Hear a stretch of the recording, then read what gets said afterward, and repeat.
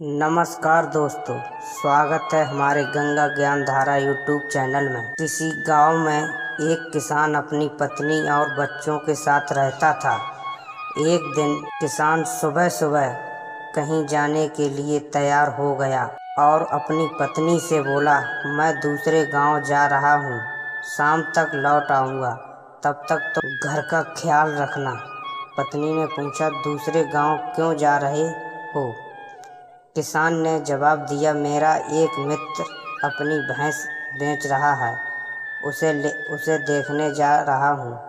अगर पसंद आई तो मैं ही खरीद लूँगा। बच्चों को पीने के लिए दूध भी मिल जाएगा और हम लोगों को बाहर से दूध खरीदना भी नहीं पड़ेगा। भैंस खरीदने की बात सुनकर पत्नी खुशी से उछल पड़ी, बोली, यह तो बहुत अच्छा विचार है। मैं भी कब से आपसे यही कहना चाहती थी। भैंस आ जाएगी तो घर में दूध दही की नदियाँ बहने लगेंगी। मेरी माँ काफ़ी कमज़ोर हो गई है, उसके लिए भी दूध की मलाई निकाल कर भेज दिया करूँगी। उसके घर पर भैंस नहीं है। सासू माँ का नाम सुनते ही किसान का चेहरा ऐसा हो गया मानो नींबू चबा लिया हो। बोला, मेरी भैंस की मलाई तेरी माँ क्यों खाएगी? मैं खाऊंगा और मेरे बच्चे खाएंगे। उसे मलाई खानी है, अपनी भैंस क्यों नहीं खरीद लेती? पति के मुंह से अपनी माँ के लिए ऐसे शब्द सुनकर पत्नी का चेहरा भी दमदमा उठा।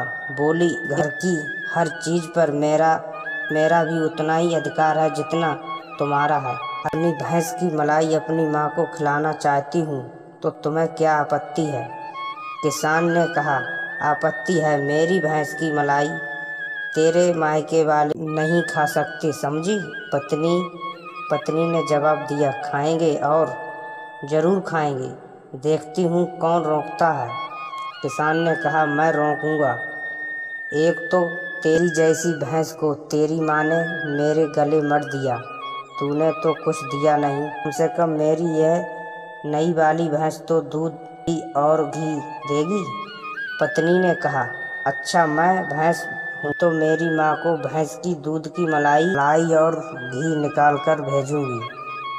अगर तेरी माँ ने मेरी भैंस की मलाई और घी खाई तो मैं उसकी गर्दन पकड़ सारी मलाई बाहर निकाल दूंगा। पत्नी ने कहा, खबरदार, जो मेरी माँ के बारे में उलझुल बात की तो मुझे बुरा कोई नहीं होगा। दोनों का विवाद धीरे धीरे एक महाभारत में तब्दील हो गया। चिल्लाने की आवाज़ें पूरे मोहल्ले में गूंजने लगीं। पड़ोसियों को लगा कि शायद घर में कोई नया टीवी शूट हो रहा है। मैं एक समझदार और चालाक किस्म के पड़ोसी का घर था। वह मजरा देखने आया। उसने दोनों पति पत्नी से झगड़े का कारण पूछा।